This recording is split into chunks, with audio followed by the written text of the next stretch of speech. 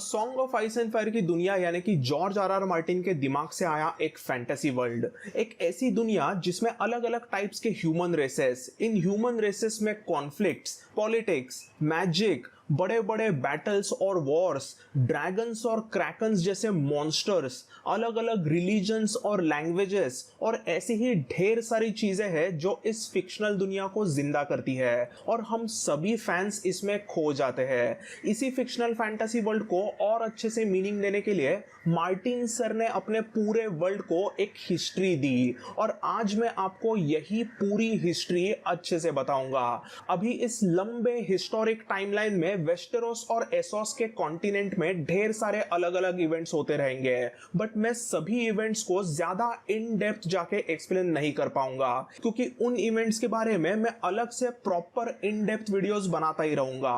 But जो events इस timeline को, स्टोरी को लेके बहुत इंपॉर्टेंट है, उन्हें मैं इंक्लूड करने वाला हूं। मुझे यकीन है कि अगर आप ये वीडियो एंड तक अच्छे से देखते हो तो आपको जॉर्ज आर आर मार्टिन के दिमाग से आए इस song of ice and fire के खूबसूरत वर्ल्ड का पूरा हिस्टोरिकल लोर बराबर से पता चलेगा। तो चलो जानते हैं entire timeline of song of ice and fire की दुनिया। सो सिटाडेल के मेस्टर्स के अनुसार पूरे नोन वर्ल्ड का इतिहास 12,000 ईयर ओल्ड है और आगे बढ़ने से पहले इस नोन वर्ल्ड की थोड़ी इंफॉर्मेशन लेना जरूरी है ताकि आपको टाइमलाइन में होने वाले इवेंट्स कैसे हो रहे हैं, कहां हो रहे हैं, वो अच्छे से पता चले। तो song of ice and fire के नोन वर्ल्ड में टोटल 3 कंटिनेंट्स है और एक लैंडमास है जिसे कंटिनेंट कहे या ना कहे इसके बारे में मेस्टर्स के पास ज्यादा जानकारी नहीं है और उसी वजह से हमें भी कुछ ज्यादा पता नहीं। इस नोन वर्ल्ड के पश्चिमी इलाके में बसा हुआ है बड़ा वेस्टेरस का कंटिनेंट, फिर ईस्ट में बसा है और भी बड़ा एसोस का कंटिनेंट। नोन वर्ल्ड की almost 98% of the population in 2 continents में बसी है। इन 2 कंटिनेंट्स के अलावा नोन वर्ल्ड के साउथ में सोथोरियोस नाम का एक कंटिनेंट है जिसके बारे में हमें ज्यादा कुछ पता नहीं, बस इतना ही पता है कि वो कंटिनेंट पूरे जंगलों से भरा हुआ है और वहां पर कुछ आदमखोर लोगों का बसेरा है। वैसे ही एकदम ईस्ट के इस छोटे से लैंडमास उल्थोस के बारे में तो कोई भी जानकारी नहीं है, वहां बस जंगल सी जंगल से ऐसा माना जाता है। सो ऐसे वेस्टेरोस और एसोस ये 2 बड़े इंपॉर्टेंट कंटिनेंट्स और सोथोरोस और उल्टोस ऐसे 2 अननोन टेरिटरीज से ये नोन वर्ल्ड बना हुआ है। तो सिंस हमें इस दुनिया के ज्योग्राफी का अभी अंदाजा आ गया है तो अब चलते हैं 12,000 साल पहले के समय में, जिस एरा को ओल्ड टाउन के मेस्टर्स कहते हैं डॉन एज। इस डॉन एज के समय वेस्टेरोस में सिर्फ और सिर्फ चिल्ड्रन ऑफ द फॉरेस्ट का बसेरा था। ये children of the forest exactly कहां से आए और वो वेस्टेरोस में कितने सालों से रह रहे थे इसका कुछ अंदाजा नहीं है, बट डॉन एज में ये फॉरेस्ट के बच्चे कई सारे जायंट्स के साथ में वेस्टेरोस में आराम से रहते थे। चिल्ड्रन ऑफ फॉरेस्ट वेयरवुड ट्रीज को उनका भगवान मानते थे और वो इन ट्रीज में कुछ मिस्टीरियस फेसेस को बनाते हैं। इस समय वेस्टेरोस में इंसानों का बिल्कुल भी नामो निशान नहीं था, बट वो जल्दी बदल गया। डॉन एज में अचानक कुछ एसोस में बसे इंसानी क्लैंस वेस्टेरोस में आर्म ऑफ डॉर्न से आने लगते हैं और इसी इंसानी रेस को फर्स्ट मैन कहते हैं। बट ये मैंने जो आर्म ऑफ डॉर्न कहा वो आखिर क्या है? सो आज के तारीख में वेस्टेरोस एक बड़ा आइलैंड कंटिनेंट है, बट डॉन एज के समय में वेस्टेरोस और एसोस एक्चुअली आर्म ऑफ डॉर्न के लैंड ब्रिज से जुड़े थे।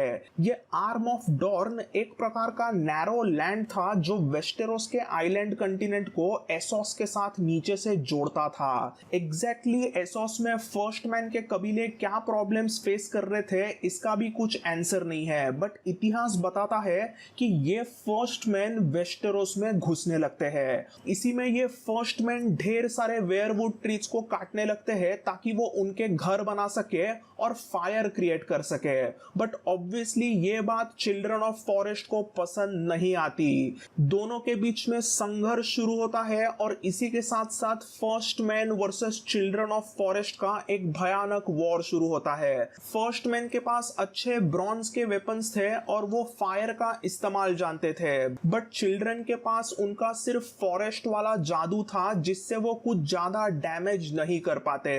फाइनली चिल्ड्रन ऑफ फॉरेस्ट एक एक प्लान करते हैं जिससे फर्स्ट मैन का वेस्टेरोस में आना बंद हो जाए। कुछ hundreds of children of forest अपने काले जादू को एक साथ मिलाकर कुछ हैमर ऑफ द वाटर्स नाम की एक जादुई शक्ति बनाते हैं और इस हैमर ऑफ द वाटर्स के मदद से वो आर्म ऑफ डॉर्न को तोड़ देते हैं, जिसके कारण उस इलाके में अचानक से सी लेवल बढ़ने लगता है। ये पूरा इलाका कुछ ही महीनों में आइलैंड्स में तब्दील हो जाता है, जिसे आज स्टेप स्टोन्स के आइलैंड्स कहा जाता है। सो इस तरह से आर्म ऑफ डॉर्न के टूटने की वजह से वेस्टेरोस एसोस से अलग हो जाता है और फर्स्ट मैन अब वेस्टेरोस में आ ही नहीं सकते थे, क्योंकि 12,000 ईयर्स अगो फर्स्ट मैन ने कभी जहाज वगैरह बनाने के बारे में सोचा भी नहीं था। चिल्ड्रन ऑफ फॉरेस्ट ने अपने काली जादू से वेस्टेरोस को एक आइलैंड कंटिनेंट बना दिया, but hammer of the waters की मैजिक करने के पहले ही ढेर सारे फर्स्ट मैन वेस्टेरोस में घुस गए थे। सो इन फर्स्ट मैन के हजारों लोगों के साथ में चिल्ड्रन ऑफ फॉरेस्ट और जायंट्स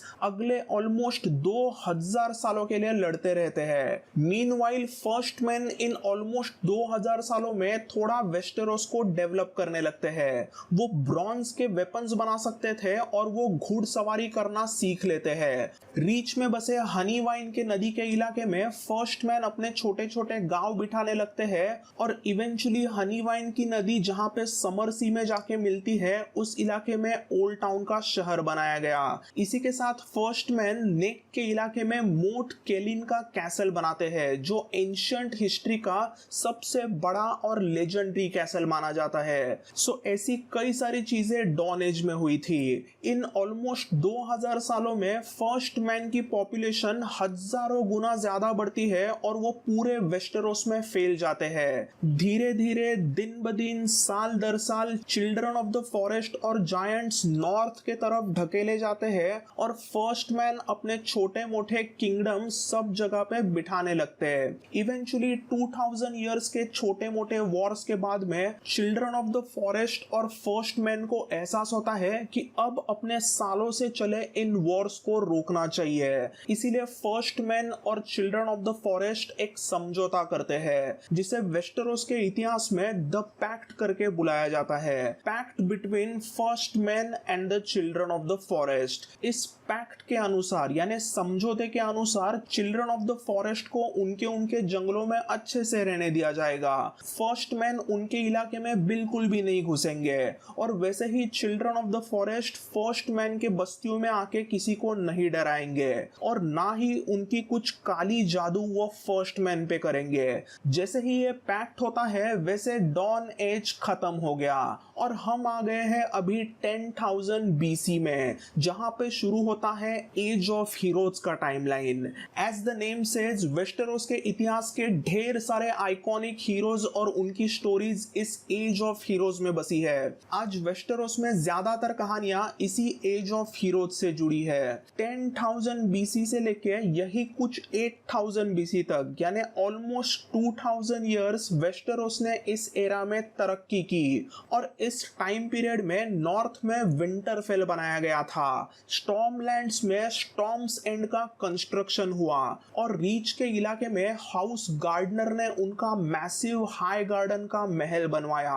इन 2000 सालों में चिल्ड्रन ऑफ फॉरेस्ट, जायंट्स और फर्स्ट मैन अच्छे से एक साथ मिलके रहे और वो अपने पुराने दुश्मनी को धीरे धीरे भूल गए थे। फर्स्ट मैन ने देखा था कि कैसे चिल्ड्रन ऑफ द फॉरेस्ट को वेयरवुड ट्रीज के कुछ भगवानों ने कुछ अजीब सी जादू सिखाई थी और क्यों children of the forest in trees में बसे फेसेस की पूजा करते थे। फर्स्ट मैन के कई सारे लोग भी इन शक्तियों में विश्वास रखने लगते हैं और वो भी चिल्ड्रन के साथ साथ इन गॉड्स के भक्त बन जाते हैं। 10,000 BC से लेके 8,000 BC तक ऑलमोस्ट 2000 इयर्स वेस्टेरोस में सभी मिलजुल के रहने लगे थे और सब जगह पे ऐसे ही खुशियों भरा माहौल था। बट देन यही कुछ 8,000 BC में अचानक एकदम ऊपरी नॉर्थ के लैंड्स ऑफ ऑलवेज विंटर के इलाके में से कुछ भयानक मरे हुए ज़ॉम्बीज वेस्टेरोस में घुसने लगते हैं, जिन्हें फर्स्ट मैन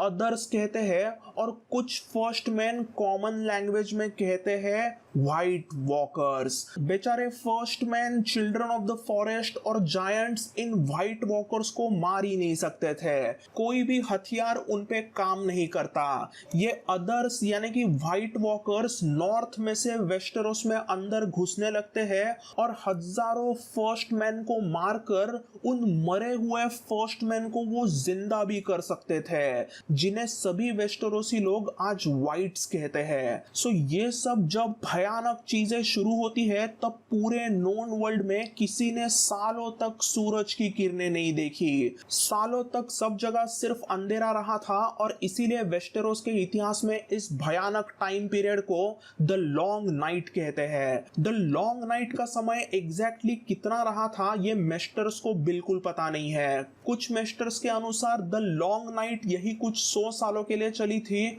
बट कुछ मेस्टर्स के अनुसार ये 500 साल तक चली थी। इवेंचुअली चिल्ड्रन ऑफ फॉरेस्ट और फर्स्ट मैन को समझता है कि ड्रैगन ग्लास से बने हथियार व्हाइट वॉकर्स और उन्होंने क्रिएट किए हुए व्हाइट्स को मार सकते हैं। एक्चुअली फर्स्ट मैन और चिल्ड्रन ऑफ द फॉरेस्ट के दिनों में इस हथियार को ड्रैगन ग्लास नहीं कहते थे, वो उनके लैंग्वेज में कुछ और चीजें कहते होंगे जिसके बारे में ऑब्वियसली मेस्टर्स को कुछ भी नहीं पता है। जैसे ही फर्स्ट मैन और चिल्ड्रन ऑफ द फॉरेस्ट को इस हथियार के बारे में पता चलता है, वो अदर्स और उनके आर्मी को वापस नॉर्थ के तरफ भगा देने लगते हैं और इसी में एक सबसे इंपॉर्टेंट वॉरियर भी उभर के आता है जिसका नाम है अजोर अहाय।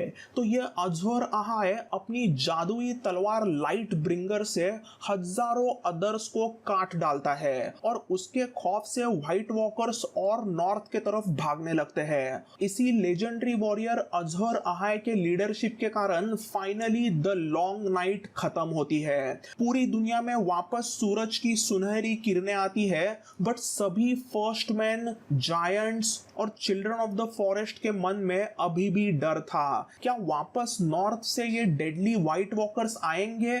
इसी डर को मिटाने के लिए और एकदम नॉर्थ से वापस व्हाइट वॉकर्स वेस्टरोस में ना घुसे, इसके लिए एक बड़े से वॉल का कंस्ट्रक्शन शुरू किया जाता है। फर्स्ट मैन और चिल्ड्रन ऑफ द फॉरेस्ट को लगता है कि ऐसे वॉल को बनाने से एकदम नॉर्थ में बसे व्हाइट वॉकर्स वेस्टरोस में कभी नहीं घुसेंगे।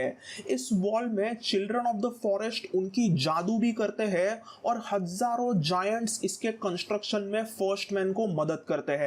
वॉल का कंस्ट्रक्शन खत्म होने के बाद वहां पर नाइट्स वॉच करके एक लीग बनाई जाती है जो एक तरह से वॉल के लिए डेडिकेटेड सोल्जर्स होते हैं। इनका काम बस एक ही था, वॉल के दूसरे तरफ से यानी कि एकदम नॉर्थ में से किसी को भी साउथ में आने नहीं देने का।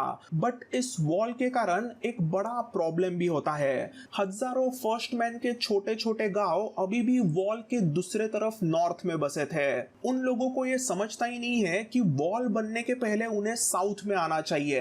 वो तो अपने गांवों में मस्त रहते हैं और इसी में वॉल बन के रेडी हो जाती है। जब ये एकदम नॉर्थ में बसे हुए फर्स्ट मैन कुछ व्हाइट्स और ज़ॉम्बीज को देखने लगते हैं, तब उन्हें वापस अभी साउथ में आना था। बट अभी साउथ में तो वॉल बन के रेडी हो चुकी है और वहां पे कुछ ऐसे सोल्जर्स रखे गए हैं जिनका एक ही फर्ज है, कोई भी नॉर्थ में से आता है तो उन्हें मार दिया जाए। इसीलिए नाइट्स वॉच के लोग अपने ही फर्स्ट मैन भाइयों को पागलों के तरह मारने लगते हैं। इवेंचुअली इन्हीं वॉल के दूसरे साइड के फर्स्ट मैन को वाइल्डिंग्स कहने लगते हैं। तो इन्हीं कुछ कहानियों के साथ 10,000 BC से लेके 4,000 BC तक का यानी ऑलमोस्ट 6,000 इयर्स का एज ऑफ हीरोज खत्म होता है और अपने टाइमलाइन में 4,000 BC में अब होता है नोन वर्ल्ड का historic migration, that is the coming of the Andals. So Essos में एंडालोस के माउंटेन्स में रहने वाले एंडाल्स को उनके साथ भगवान बताते हैं कि अगर वो फॉरेन लैंड में जाते हैं तो उनकी और भी ज्यादा तरक्की होगी। एंडल्स को लगता है कि ये फॉरेन लैंड मतलब वेस्टेरोस है, इसीलिए वो अपने हजारों जहाजों पे बैठ के वेस्टेरोस में घुसने लगते हैं। इसी ह्यूज माइग्रेशन को एंडल इन्वेजन भी कहते हैं। एंडल्स वेस्टेरोस के साउथ में सभी फर्स्ट मैन के लोगों को गंदी मौत देने लगते हैं और वो वहां पर उनका फेथ ऑफ द सेवन का धर्म फैलाना शुरू करते हैं। फर्स्ट मैन के सोल्जर्स और जायंट्स के पास ब्रॉन्ज के हथियार थे, बट इन एंडल्स के पास में उनके भगवान द स्मिथ ने दिए हुए लोहे के हथियार थे। और इसी के साथ साथ एंडल्स फर्स्ट मैन को खचाखच मारने लगते हैं। खास करके ये एंडल्स इतने ज्यादा जायंट्स और चिल्ड्रन ऑफ फॉरेस्ट को मार गिराते हैं कि वेस्टेरोस में से जायंट्स और चिल्ड्रन ऑफ फॉरेस्ट लिटरली खत्म ही हो जाते हैं। जो भी कुछ जायंट्स और चिल्ड्रन ऑफ द फॉरेस्ट बचे होंगे वो नॉर्थ ऑफ द वॉल होते हैं, जहां पर एंडल्स जा ही नहीं पाते। ऐसे 4000 बीसी से लेके 3000 बीसी तक ऑलमोस्ट 1000 इयर्स एंडल्स और फर्स्ट मैन के बीच में ढेर सारी बैटल्स होती है, और एंडल्स इस टाइम पीरियड में धीरे धीरे पूरे वेस्टेरोस में कब्जा करते हैं और अपने फेथ ऑफ द सेवन के धर्म को सब जगह पर फैलाते हैं। बट ये एंडल्स नॉर्थ में घुस नहीं पाते, क्योंकि लेजेंडरी मोट केलिन के कैसल पर फर्स्ट मैन का बसेरा था, और हाउस स्टार्क के लीडरशिप में सभी फर्स्ट मैन ने नेक के कई सारे बैटल्स में एंडल्स को हरा दिया।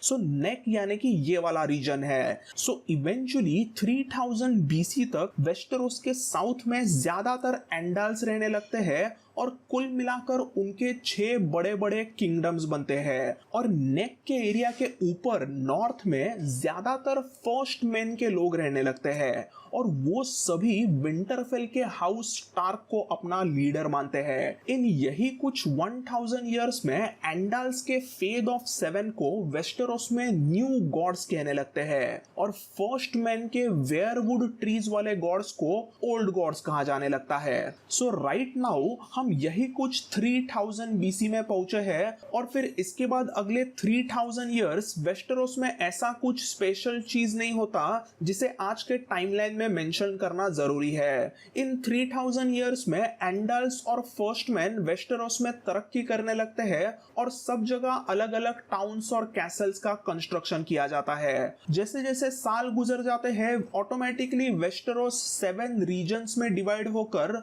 इन रीजन्स में कुछ हाउसेस का बोलबाला ज्यादा होता है, और बाकी कुछ हाउसेस इन बड़े हाउसेस के बैनरमैन बनते हैं। ऑलमोस्ट 3000 साल वेस्टेरोस में कोई भी बड़ी टाइमलाइन रिलेटेड चीज नहीं होती। अगर कुछ होता है तो डायरेक्टली 2 बीसी में एगोन टारगेरियन का अटैक होता है, जो वेस्टेरोस को तहस नहस करता है। बट वो सब जानने के पहले हमें चलना होगा वापस एसोस में, क्योंकि अब तक मैंने जो बताई हुई टाइमलाइन थी वो वेस्टेरोस के हिस्ट्री की थी। जब वेस्टेरोस में इतने सारे इवेंट्स हो रहे थे तब ऑब्वियसली एसोस के कंटिनेंट में भी कुछ अलग ही इवेंट शुरू थे।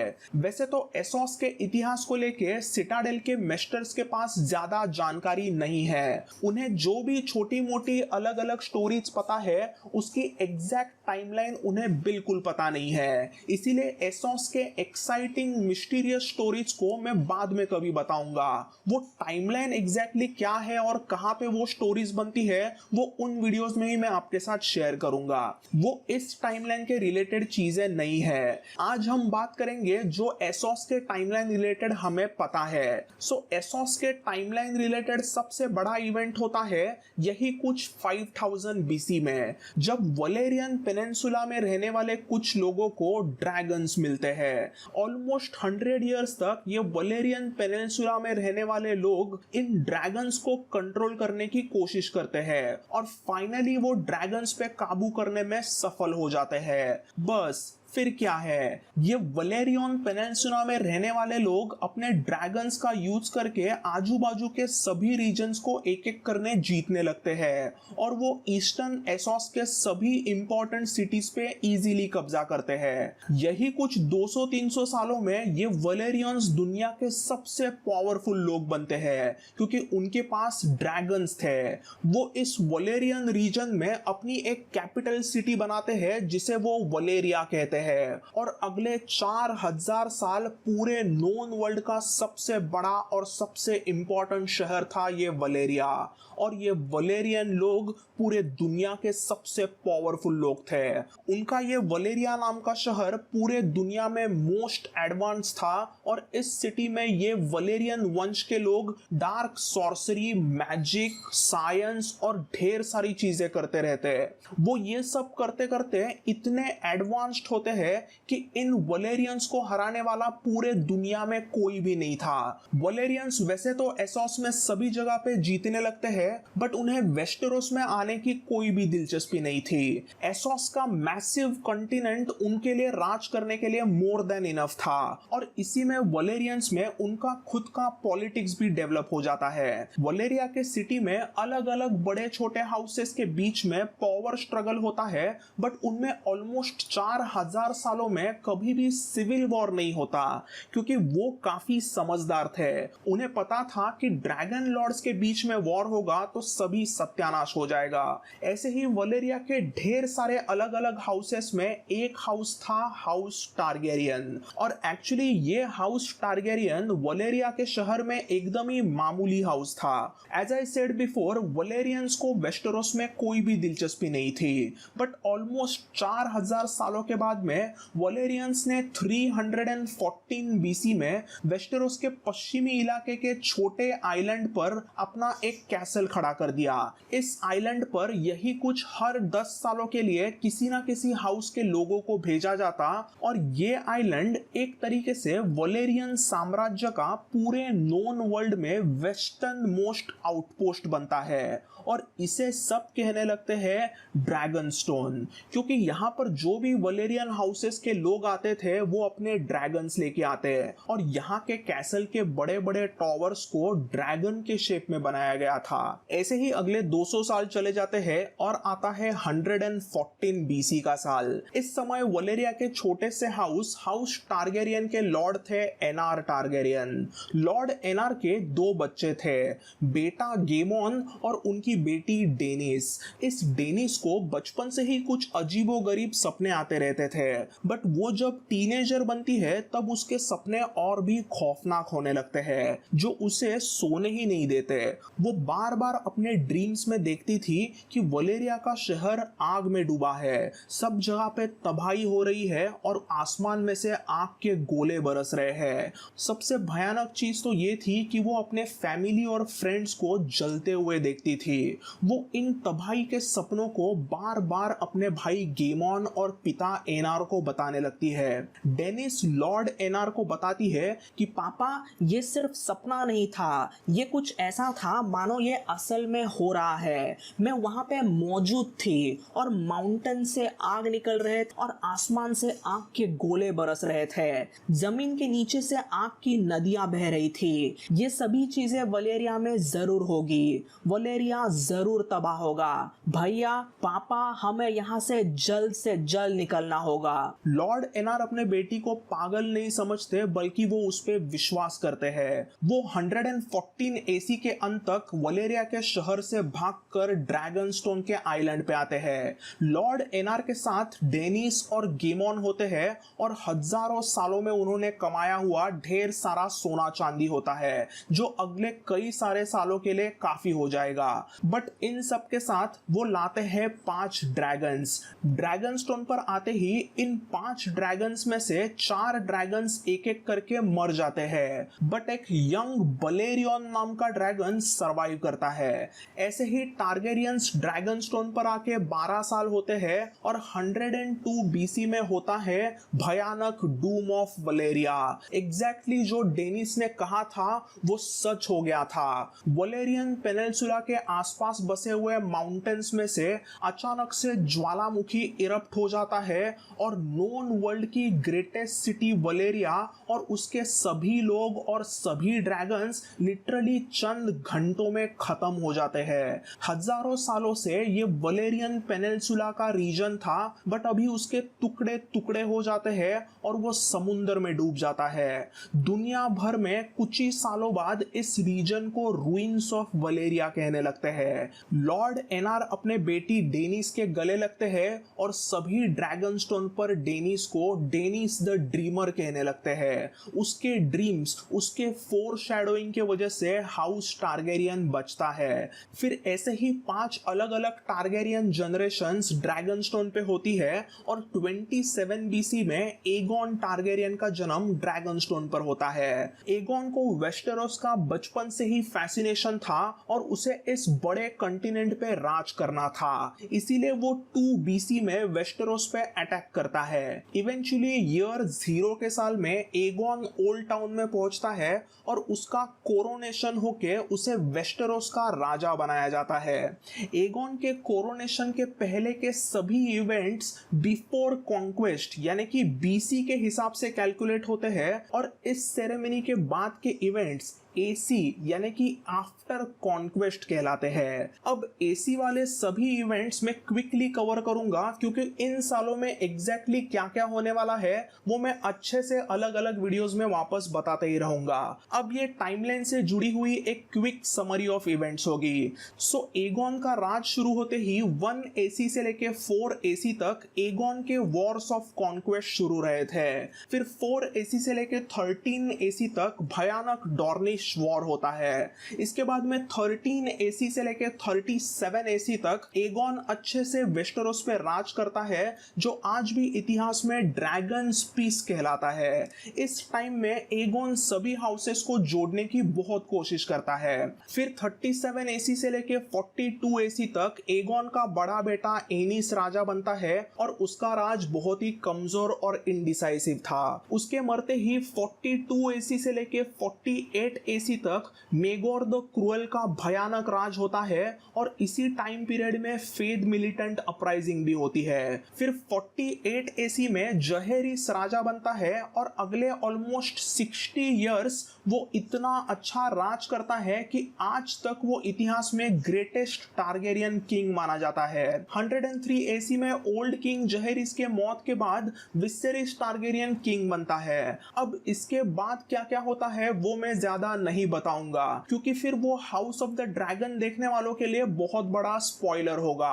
बेसिकली 1 AC से लेके 281 AC तक के टाइम पीरियड को टारगेरियन डायनेस्टी कहा जाता है और 281 AC से लेके 283 AC में रॉबर्ट्स रेबेलियन होता है जिसमें टारगेरियंस का राज पूरी तरीके से खत्म होता है और 283 से आगे रॉबर्ट्स रेन नाम का टाइम पीरियड शुरू होता है जो 298 AC में खत्म होता है और फिर 298 AC से आगे के इवेंट्स को usually a song of ice and fire कहा जाता है जो हमने गेम ऑफ थ्रोन्स शो में देखा है। तो दोस्तों ये है song of ice and fire की टाइमलाइन। आई होप अब से मैं आपको कुछ भी बताऊं यानी कि ये चीज 1000 BC में हुई है, ये चीज 700 BC में हुई है या फिर कोई चीज 200 AC में हुई है तो आपको अच्छे से वो टाइमलाइन में कहां पे हो रही है वो समझ में आएगा। इस टाइमलाइन के बारे में किताबों में हमें हर एक चीज मेस्टर्स से पता चलती है बट कई बार ये मेस्टर्स ऐसी बातें करते हैं कि जिसके कारण टाइमलाइन बहुत ही कंफ्यूजिंग हो जाती है।